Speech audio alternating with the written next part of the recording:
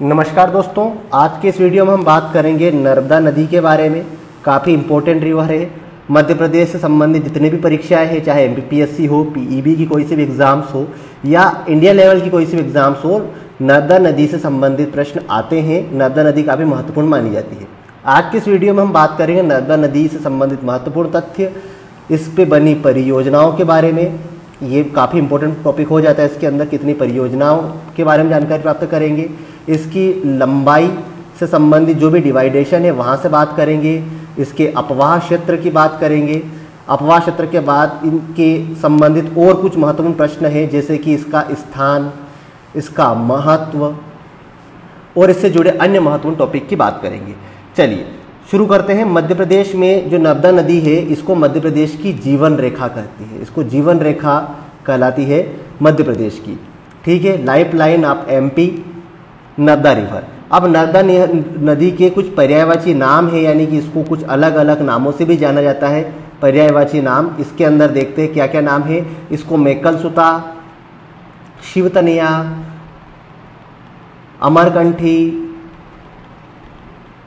अमरकंठी, शिवतनिया, सोमोदेवी, नामोदास आदि नामों से भी जाना जाता है। देखिए, मध्य प्रदेश की गंगा भी इसको कहते हैं, दो नदियों को कहते हैं। अगर पूछे कि पवित्रता के आधार पर मध्य प्रदेश की गंगा, तो नर्मदा नदी है। और अगर प्रदूषण के आधार पर पूछे तो वो बेतवा नदी है। ठीक है, प्रदूषण के आधार पर मध्य प्रदेश की गंगा बेतवा नदी है। ये है प्रदूषण के आधार पर बेतवा नदी, और पवित्रता के आधार पर नर्मदा नदी। चलिए आगे बात करते हैं। अब नर्मदा नदी के बेसिक से नर्मदा नदी की जो लंबाई है उससे कैसे क्वेश्चंस आएंगे वो देखते हैं। पहले मैं आपको मैप में दिखाता हूँ कि नर्मदा नदी है कहाँ। देखिए दोस्तों, जो ग्रीन कलर के आप बेल्ट को कवर कर रहे हैं, यहाँ से मैं आपको इसमें कलर चेंज करके बताता हूँ। ये वाले इस पॉइंट से लगा करके नर्मदा नदी का उद्गम स्थल है। ये ग्रीन कलर में नर्मदा नदी आगे बहती हुई यहाँ पर है खंबात की खाड़ी, उसमें गिरती है। मध्य प्रदेश के पूर्वी हिस्से से इसका उद्गम स्थल है और पश्चिमी हिस्से से यह गुजरात में प्रवेश करती है। महाराष्ट्र की बॉर्डर के साथ साथ गुजरात में प्रवेश करती है और खंबात की खाड़ी में गिरती है। ठीक है, यहाँ पर अब ये टोटल लंबाई इसकी है उद्गम से लगाकर खंबात की खाड़ी में गिरने तक, वो है 1312 किलोमीटर। अब इस लंबाई के साथ कुछ इंपॉर्टेंट टॉपिक जुड़े हुए हैं, वो कवर कर लेते हैं। चलिए सबसे पहले मैं लंबाई में देख लेते हैं। टोटल लंबाई कितनी है, इस चार्ट में आपको दिख रहा होगा 1312 किलोमीटर मध्य प्रदेश में, इस नर्मदा नदी कुल लंबाई। अब ये जो है डिवाइडेशन इसका 4 भागों में है, ये बड़ा ध्यान रखना आपको। मध्य प्रदेश में इस नदी की लंबाई पूछे, मध्य प्रदेश में कितनी लंबाई है नर्मदा नदी की, आप सबको पता होगा 1077 किलोमीटर। ठीक है, उसके बाद गुजरात में 161 किलोमीटर। अब ये दो बचे हैं, 34 किलोमीटर जो है वह मध्य प्रदेश और महाराष्ट्र की सीमा पर है, और मध्य प्रदेश और गुजरात की सीमा पर इसकी लंबाई आती है 40 किलोमीटर। तो जो सीमांत लंबाई है इसकी 74 किलोमीटर हो जाएगी, और केवल गुजरात में पूछे तो 161 किलोमीटर हो जाएगी। ठीक है, तो इस प्रकार से आपको चीज़ें क्लियर होगी। गुजरात में 161, 74 बाउंड्री पे है, जिसमें 2 बॉर्डर लगते हैं, एमपी प्लस महाराष्ट्र, दूसरे में लगता है महाराष्ट्र प्लस गुजरात। ठीक है, ये चीज़ आपको कवर हो गई होगी। अब मध्य प्रदेश का जो नर्मदा बेसिन का क्षेत्र है, मतलब कि इसका पानी कहाँ कहाँ से आता है और कितने क्षेत्रफल में कवर करता है, इसको बोलते हैं अपवाह क्षेत्र या नर्मदा बेसिन। ठीक है, ये नदी की लंबाई तो इसके आसपास का जितना भी क्षेत्र होगा इसको अपवाह बेसिन बोलते हैं, जैसे कि जो आपको इस मैप में आपको दिख रहा है। ठीक है, ये ध्यान रखिएगा। टोटल एरिया है 98,796 स्क्वायर किलोमीटर का। कुछ किताबों में इसको कम दिया है, ये मैंने विकीपीडिया से और ऑथेंटिक वेबसाइट से भी देखा है। ज़्यादातर में यही चीज़ दी है, 98,796 स्क्वायर किलोमीटर। इसमें आप देखिएगा, इसमें 4 राज्य है। अक्सर गलती अपन यहाँ पे करेंगे, छत्तीसगढ़ को काउंट नहीं करेंगे। बाकी मध्य प्रदेश, महाराष्ट्र और गुजरात में काउंट करते हैं। ठीक है, क्योंकि 3 राज्यों में तो नदी प्रवाहित हो भी रही है, लेकिन छत्तीसगढ़ को भी कवर करना पड़ेगा, क्योंकि अमरकंटक के आसपास का क्षेत्र, कुछ नदियां, कुछ नाले, वहां पर भी इसका पानी इसके अंदर मिलाते हैं। सबसे कम क्षेत्रफल प्रतिशत में देखेंगे तो लगभग 0.72% क्षेत्रफल जो है इसका कैचमेंट का, वह छत्तीसगढ़ राज्य से आ रहा है। सबसे ज़्यादा मध्य प्रदेश में है, 86% से ज़्यादा। फिर दूसरे नंबर पे गुजरात आता है, तीसरे पे महाराष्ट्र आता है। तो बढ़ते हुए क्रम में एमपी, गुजरात, घटते हुए क्रम में सबसे ज़्यादा एमपी का है, फिर गुजरात का है, फिर महाराष्ट्र का, सबसे कम किसका है, छत्तीसगढ़ का है। तो आपको ये डाटा एक बार ध्यान रख लेना, स्क्रीनशॉट ले लेना। इनफैक्ट मैं पीडीएफ में मैंने प्रोवाइड करवा रखा है, आप इतना ध्यान रख लेना। क्वेश्चन इस प्रकार से आ सकता है, नर्मदा बेसिन क्षेत्रफल में सबसे कम क्षेत्रफल किस राज्य का है, तो छत्तीसगढ़ का कवर करना है दोस्तों। 710 स्क्वायर किलोमीटर का एरिया छत्तीसगढ़ में आ रहा है। मैं आपको इस मैप के अंदर दिखाता हूँ। मान के चलिए कि ये नदी का ओरिजिन है, बिल्कुल छत्तीसगढ़ की बाउंड्री के पास है। तो यहाँ पे कुछ पहाड़ी का एरिया है, जो कुछ पानी यहाँ से भी इसके अंदर मिलता है, 710 स्क्वायर किलोमीटर के एरिया का, जो बनता है 0.72%। ओके, लंबाई से संबंधित आपको याद रह गए होंगे, बस थोड़ा सा ध्यान रखना है अपने को। कैचमेंट में भी 4 राज्य कवर करना है और उनको क्रोनोलॉजी याद रख लेना है, ठीक है। टोटल याद रख लेना बस आप, कितने हैं, 98,796 किलोमीटर स्क्वायर का एरिया इसका बेसिन क्षेत्र में आता है। चलिए आगे बात करते हैं। पर्यायवाची नाम देख लिए अपनों ने, लंबाई से रिलेटेड और इसके अपवाह क्षेत्र से रिलेटेड क्वेश्चंस भी देख लिए, ठीक है। आगे बढ़ते हैं। नर्मदा नदी जो है यह भारत में 5वीं सबसे बड़ी नदी है। नर्मदा नदी की जो लंबाई है भारत में, यह 5वें नंबर पे आती है लंबाई के अनुसार। अब कैसे, ऐसी नदी है जो केवल भारत में प्रवाहित होने वाली नदियों को ही गिना गया है, 5वें नंबर पे आती है, ठीक है। अब इससे बड़ी 4 नदियां और हैं, उनका क्रम देख लेते हैं फिर। क्योंकि 5वें नंबर पे तो अपने को 1312 किलोमीटर वाली नर्मदा नदी को कवर करनी है। इससे जुड़ी ऊपर 4 और है। गंगा नदी है जिसकी लंबाई 2525 किलोमीटर है भारत में। गंगा के बाद जो है दूसरी नदी आती है गोदावरी नदी। गोदावरी नदी की लंबाई जो है वो 1465 किलोमीटर है। गोदावरी के बाद आती है कृष्णा नदी। कृष्णा नदी की लंबाई है 1401 किलोमीटर। कृष्णा के बाद आती है जो तीसरे नंबर की नदी है वो है यमुना नदी, चौथे नंबर की यमुना नदी। यमुना नदी की लंबाई है 1375 किलोमीटर के आसपास। उसके बाद 5वें नंबर पर तो ये आई जाएगी। 4 नंबर का ध्यान रखना। अच्छा, प्रायद्वीपीय भारत में प्रवाहित होने वाली नदी तो दूसरे नंबर पर आ जाएगी नर्मदा नदी, ठीक है। मतलब गैर हिमालयी नदियों में सबसे लंबी नदी गोदावरी हो जाएगी, दूसरे नंबर पे कृष्णा हो जाएगी और तीसरे नंबर पे आ जाएगी नर्मदा नदी। तो अगर पूछे कि ऐसी नदियों में नर्मदा नदी का क्रम कौन सा है जो हिमालय से प्रवाहित नहीं होती है, लंबाई के अनुसार तीसरा है। 2 कौन सी होगी, एक गोदावरी हो जाएगी, दूसरी कृष्णा हो जाएगी, ठीक है। आगे बढ़ते हैं। तो ये लंबाई के अनुसार इसका क्रम देख लिया और स्थान देख लिया। आगे बात करते हैं कि इसको नर्मदा नदी से संबंधित और क्या क्या इंपॉर्टेंट टॉपिक है। चलिए, अब नर्मदा नदी के बारे में लंबाई देखी अपनों ने, इसके आधार पर चीज़ें देखी। अब कुछ और चीज़ें भी इसके अंदर कवर करते हैं, इसके ऊपर बनी कुछ परियोजनाओं के बारे में। ये काफ़ी इंपॉर्टेंट है। वो है नर्मदा नदी पर बनी प्रमुख परियोजनाएं। अब इनकी जो परियोजनाएं उनको देखते हैं। परियोजनाओं में मतलब जैसे कि जो नर्मदा नदी का उद्गम स्थल है, मैं आपको इसको चार्ट के हिसाब से दिखाता हूं। ये नर्मदा नदी का उद्गम स्थल है, यहां से लेकर के खंबात की खाड़ी में गिरने तक ये अलग अलग कुछ परियोजनाएं हैं। इन परियोजनाओं में बड़ा सिंपल है, क्या याद रखना, मैं आपको सिर्फ डिटेल बता दूंगा इसके अंदर। तो आप इस मैप में एक बार देख लीजिए, फिर इसके अंदर हम बात करेंगे परियोजनाओं के बारे में। अब परियोजनाएं जो है नर्मदा नदी पर, वो बहुउद्देशीय परियोजना है। बहुउद्देशीय का मतलब जिसका उद्देश्य केवल सिंचाई करना नहीं होता, उद्देश्य बहुत होते, जैसे कि सिंचाई, मछली पालन, पेयजल, जल विद्युत उत्पादन। तो उद्देश्य बहुत थे, इसलिए इसको बोलते बहुउद्देशीय परियोजनाएं। तो प्रमुख परियोजना में कौन कौन से हैं, मैं उद्गम स्थल से आपको बता रहा हूँ। मान के चलो कि अमरकंटक है, यहाँ से ये मध्य प्रदेश की सीमा मान के चलो कि यहाँ पे खत्म होती है, गुजरात में प्रवेश कर जाती है। तो मैं इस लेक्चर में यहाँ पे केवल मध्य प्रदेश राज्य में जो परियोजना बनी है उनको कवर करूँगा। यहाँ पर एक प्रमुख परियोजना उसको अगले लेक्चर में कवर करेंगे। तो यहाँ पर एक डैम बनाया हुआ है, ये ओरिजिन स्तर है। ये डैम है जबलपुर के पास, जिसका नाम है बरगी। बरगी के बाद अगले डैम है, इन 3 डैम बने हुए हैं। ओंकारेश्वर खंडवा में है, ओंकारेश्वर बाद महेश्वर, और यहाँ पे बीच में नर्मदा सागर। तो इन 3 डैमों को भी ध्यान से पढ़ेंगे। और यहाँ पर आखिरी में है जिसका नाम है सरदार सरोवर। इसको मैं डिटेल पढ़ाऊंगा क्योंकि काफ़ी कंट्रोवर्शियल डैम रहा है ये और इम्पोर्टेंट एस्पेक्ट भी है। तो सरदार सरोवर डैम को मैं नेक्स्ट लेक्चर में पढ़ाऊंगा। अभी यहाँ पर बात करेंगे बरगी डैम और इससे जुड़े 3 डैम। बरगी डैम की बात कर लेते हैं। तो नर्मदा के उद्गम स्थल के बाद नर्मदा पे बना पहला बांध है बरगी बांध, ठीक है। ओरिजिन से पहला बांध यही आता बरगी बांध। बरगी बांध की क्षमता कितनी है इसको देख ले, तो ये 100 मेगावाट का बांध है, ठीक है। 100 मेगावाट इसकी क्षमता है बरगी डैम की। बरगी डैम के बाद इसमें करीब 4.35 लाख हेक्टेयर पे इसकी सिंचाई क्षमता भी है। बहुउद्देशीय परियोजना बरगी आ गया, किस नदी पर, नर्मदा नदी पर है, जबलपुर के निकट। ये कहाँ है, जबलपुर के निकट, ओके। जबलपुर के बाद दूसरा डैम देखते हैं। दूसरे डैम में ध्यान रखिएगा 3 डैमों को मिलाकर एक संयुक्त परियोजना है। पहले मैं उसको दिखा, जिसका नाम है नर्मदा सागर। नर्मदा सागर परियोजना। नर्मदा सागर परियोजना में 3 डैम आते हैं, उनको देखते हैं। एक आता है ओमकारेश्वर, दूसरा आता है महेश्वर, तीसरा है इंदिरा सागर।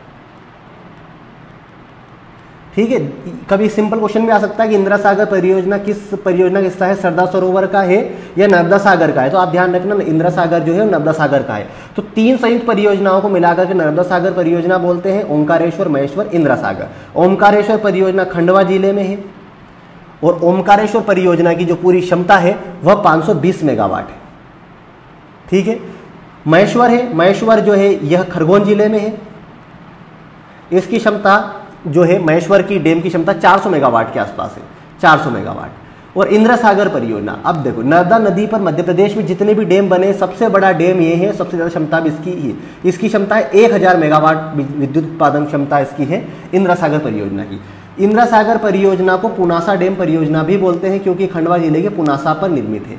इसका जो गठन या निर्माण जो है वो तात्कालिक प्रधानमंत्री इंदिरा गांधी ने इसकी नींव रखी थी। इसी कारण से इसको इंदिरा सागर परियोजना बोलते हैं। डेट आ सकती है एग्जाम में, ध्यान रखना। इसकी जो स्थापना की थी 23 अक्टूबर 1984 को तात्कालिक प्रधानमंत्री इंदिरा गांधी ने इसकी नींव डाली थी। ये क्वेश्चन आया हुआ एग्जाम में। स्थापना तिथि 23 अक्टूबर 1984 को इसकी स्थापना होती है। तो देखिए नर्मदा सागर परियोजना 3 परियोजना देख ली, ओमकारेश्वर, महेश्वर और इंदिरा सागर। ये इसकी परियोजना हो गई। सरदार सरोवर को मैं सेपरेटली आपको कवर करवाऊंगा। चलिए आगे बढ़ते हैं। परियोजना हो गई। अब यहाँ पे आप देख लेंगे इस मैप में, ये है बरगी बांध, जबलपुर के निकट है। सबसे नर्मदा का पहला बांध, देखिए इस पॉइंट से आप बिल्कुल कंफ्यूज मत होइएगा। नर्मदा का पहला बांध होने का मतलब क्या है। जिस प्रकार से यहाँ पर मैं कलर चेंज करके आपको दिखा देता हूँ, ये वाला नर्मदा का पहला बांध है, मतलब नर्मदा नदी के उद्गम से मार्ग में पहला बांध है। नर्मदा पर निर्मित पहला बांध नहीं है। ठीक है, ओके। सिंचाई क्षमता देख लिया आपने और विद्युत उत्पादन क्षमता 100 मेगावाट है। दूसरे नंबर पे अपन देते खंडवा जिले के अंदर ये जो 3 डैम आ रहे, 1, 2 और इंदिरा सागर, तो तीनों किस में आ गए, नर्मदा सागर में आ गए। ओंकारेश्वर देख लिया 520 मेगावाट का है, खंडवा जिले में निर्मित है, मंदाता गांव में। ठीक है, मंदाता आइलैंड है एक्चुअली, उसी में ओंकारेश्वर निर्मित है। आगे इस लेक्चर में पढ़ाऊंगा मैं आपको। उसके बाद इंदिरा सागर देखेंगे तो देखो खंडवा जिले में पुनासा के पास है इंदिरा सागर। इसकी क्षमता 1000 मेगावाट की है और लाभान्वित जिले आप करीब 550 जो गांव है इससे लाभान्वित होते हैं। और एक और है महेश्वर परियोजना जो कि 400 मेगावाट की परियोजना है। ठीक है, आगे देखते हैं इस लेक्चर में और क्या क्या इंपॉर्टेंट चीज़ें बची हैं। परियोजनाओं के बाद अपन देखते हैं मध्य प्रदेश में के 15 जिले जो है, 15 जिलों से होकर के किन किन जिलों से होते, 15 जिलों से होकर के नर्मदा नदी बहती है। उन जिलों का नाम आपको याद रख लेना है। मैं आपको यहाँ पे बोल रहा हूँ, आप चाहो तो नोट कर लेना, वरना PDF पे 15 जिले के नाम आपको मिल जाएंगे। 15 जिले कौन कौन से, ओरिजिन्स के बाद से अनूपपुर, मंडला, डिंडोरी, जबलपुर के बाद नरसिंहपुर, होशंगाबाद, रायसेन, हरदा, खंडवा, खरगोन, धार, सीहोर में ये बुधनी के आसपास से निकलती है। देवास के बाद बड़वानी और अलीराजपुर। ये मध्य प्रदेश के 15 जिले हो जाते हैं। और इन 15 जिलों में टोटल 1077 किलोमीटर का एरिया कवर करती है। फिर यह महाराष्ट्र की सीमा पे जाती है, फिर वहाँ से गुजरात की सीमा पे जाएगी और वहाँ से गुजरात में प्रवेश कर जाती है। तो 15 जिले हो गए। इसके पास में मध्य प्रदेश में 2 ज्योतिर्लिंग है। 2 ज्योतिर्लिंग में से एक महाकालेश्वर शिप्रा नदी के तट पर उज्जैन में है, दूसरा है ओंकारेश्वर। ओंकारेश्वर ज्योतिर्लिंग है, यह नर्मदा नदी के तट पर है, खंडवा जिले में आता है, खंडवा जिले में। अब यहाँ पे क्या ओंकारेश्वर ज्योतिर्लिंग है, ये कभी कभी एग्जाम में आता है, किस द्वीप पर स्थित है, तो ये मंदाता द्वीप पर स्थित है। और इस मंदाता द्वीप का निर्माण नर्मदा नदी ने किया है। एक्चुअली क्या होता है कि नर्मदा नदी जब निकली तो इस वाले एरिया में 2 शाखाओं में बढ़ जाती है और एक शाखा के निकट जो है ये मंदाता आइलैंड है और इसी मंदाता द्वीप पर ओंकारेश्वर ज्योतिर्लिंग है। ओम की इसी पहाड़ी है, ओम जैसे दिखती है, तो ओंकारेश्वर ज्योतिर्लिंग जो है वह मंदाता आइलैंड पर है। और फिर आगे जा करके ये दोनों नदी आपस में मिल जाती है। एक शाखा को बोलते हैं कावेरी शाखा, ध्यान रखिएगा, दूसरे को बोलते हैं नर्मदा शाखा, और यहाँ पे मंदाता आइलैंड बन जाता है। ठीक है, ये खंडवा जिले में स्थित है। अब इसके बाद कुछ नगर भी, इसके प्रमुख नगर जो इसके किनारे बसे जिलों से आपको याद रह जाएगा। कुछ ऐसे जो जिले नहीं हैं, कस्बे हैं, उनको भी मैं आपको बोल रहा हूँ। PDF में आपको सारे नाम मिल जाएंगे। जैसे अमरकंटक है, मंडला, ओंकारेश्वर हो गया, महेश्वर, नेमावर, बड़वा, जबलपुर शहर तो हो गया, होशंगाबाद, नरसिंहपुर, बड़वानी, अलीराजपुर, ये सब कुछ कस्बे या शहर या जिले हैं जो नर्मदा नदी के तट पर बसे हुए हैं। दोस्तों वर्तमान में जो परियोजना है इसकी लक्ष्य ऐसा है कि पूरे नर्मदा नदी पर 29 बड़े बांध बनाएंगे, 135 मध्यम और करीब करीब 3000 छोटे बांध बनाने की योजना है। और ये सारे बांध जब बन जाएंगे, अभी सारे नहीं बने हैं, इन सारे बांध बनने से मध्य प्रदेश की करीब करीब 2 लाख और करीब 75,000 मान लो, 2,75,000 यानी 2.25 लाख हेक्टेयर क्षेत्रफल पर इसकी सिंचाई सुविधा उपलब्ध हो जाएगी। ठीक है, इतना इसका बड़ा क्षेत्रफल है, 3.25 लाख स्क्वायर किलोमीटर का एरिया सिंचित होने लगेगा और काफ़ी मात्रा में बिजली का उत्पादन भी यहाँ से मिलेगा। अब इसकी सहायक नदियों की बात कर लेते हैं। मध्य प्रदेश और बाकी राज्यों में कितनी सहायक नदियाँ हैं। सिंपल सा क्वेश्चन आ जाएगा, नर्मदा की सहायक नदियों संबंधित तो टोटल 41 सहायक नदियाँ हैं नर्मदा की। ठीक है, जिनमें से 39 नदियाँ जो है वह मध्य प्रदेश की सीमा के अंदर ही नर्मदा नदी में मिल जाती है। बची कितनी? 2 नदियाँ हैं। ये 2 नदियाँ जो है ये गुजरात में जाकर के नर्मदा नदी में मिलती है, गुजरात राज्य में। ठीक है, अब मध्य प्रदेश की सबसे बड़ी, मध्य प्रदेश में सॉरी नर्मदा नदी की सबसे बड़ी सहायक नदी है तवा नदी। ठीक है, ये तवा नदी पंचमढ़ी से निकलती है और बांद्राभान होशंगाबाद जिले में जाकर नर्मदा नदी में मिल जाती है। तो सबसे बड़ी सहायक नदी पूछे तो तवा नदी है। अब इसके बाद नर्मदा संबंधी और कुछ महत्वपूर्ण फैक्ट बचते हैं, वो इस प्रकार से देखिए। एक अनुमान है कि भारत की सबसे प्राचीन नदी को भी मतलब उसमें भी नर्मदा नदी सम्मिलित है। रीजन इसके पीछे ये है, देखिए हिमालय से निकलने वाली नदियाँ ऑब्वियस बात है हिमालय पर्वत के उद्गम होने के बाद ही निकली होगी। हिमालय को अपन बोलते हैं नवीन वलित पर्वत। ठीक है, इससे पुराने पर्वत में अपन देखते हैं भारत का सबसे पुराना अरावली है, लेकिन अरावली से यहाँ कोई लेना देना नहीं है। विंध्याचल वो सतपुड़ा से लेना देना है। तो सतपुड़ा की अपन बात कर लेते हैं। सतपुड़ा पर्वत जो है हिमालय से भी प्राचीन है, तो यहाँ से जो नदियाँ निकलेगी वो इससे प्राचीन होगी। तो इसी कारण से मतलब माना जाता है कि नर्मदा नदी जो है भारत की सबसे प्राचीन नदी होने का गौरव प्राप्त है। और लेक्चर की शुरुआत में मैंने बता ही दिया था कि ये डिवाइडेशन कर रही है। इसके ऊपर में जो नदियां हैं वो उत्तर की दिशा की तरफ पानी डालेगी, नीचे वाली जो नदियां हैं वो दक्षिण की तरफ प्रवाहित होती है, वहां पर पानी डालेगी। अब लास्ट वाला जो बचा है वो इसके है जलप्रपात, उसको भी देख लेते हैं। जलप्रपात नर्मदा नदी पे उद्गम से लेकर के दूरी के अनुसार मैं जलप्रपात बता रहा हूं। 2 जलप्रपात तो इसके बिल्कुल पास में ही है। एक है कपिल धारा जलप्रपात, कपिल धारा के बाद है दुग्ध धारा। दुग्ध धारा, कपिल धारा और दुग्ध धारा दोनों इसके ओरिजिन यानी कि अनूपपुर जिले में ही है। ये 8 किलोमीटर की दूरी पर है, ये 10 किलोमीटर की दूरी पर है। उसके बाद आ जाता है धुआंधार जलप्रपात। धुआंधार ये जबलपुर के पास में है, जबलपुर में है, जबलपुर के बिल्कुल पास में, जबलपुर के पास में। धुआंधार के पास खंडवा जिले में है मंधार और दर्दी। ये बड़वाह के निकट है, खंडवा जिले में। खंडवा के बाद एक आता है सहस्त्रधारा जलप्रपात, यह महेश्वर में है, खरगोन जिले में। ये सारे जलप्रपात जो है वह नर्मदा नदी पर निर्मित है। आई होप नर्मदा नदी से संबंधित सारे इंपॉर्टेंट टॉपिक यहाँ पर कवर हो गए हैं। इससे रिलेटेड मतलब इसी पूरे लेक्चर और इसकी पूरी PDF आपको डिस्क्रिप्शन बॉक्स में मिल जाएगी, वहाँ पर डाउनलोड कर सकते हैं। नदियों से संबंधित और महत्वपूर्ण लेक्चर भी मैंने ऑलरेडी अपलोड कर रखे हैं, आप एक बार डिस्क्रिप्शन में लिस्ट चेकआउट कर लेना। नदियों के प्राचीन नाम, प्रमुख नदियाँ, GK ट्रिक्स क्या है उनको याद करने की, वो सारा आपको मिल जाएगा। ठीक है, आज की इस वीडियो में इतना ही। Thank you very much. Next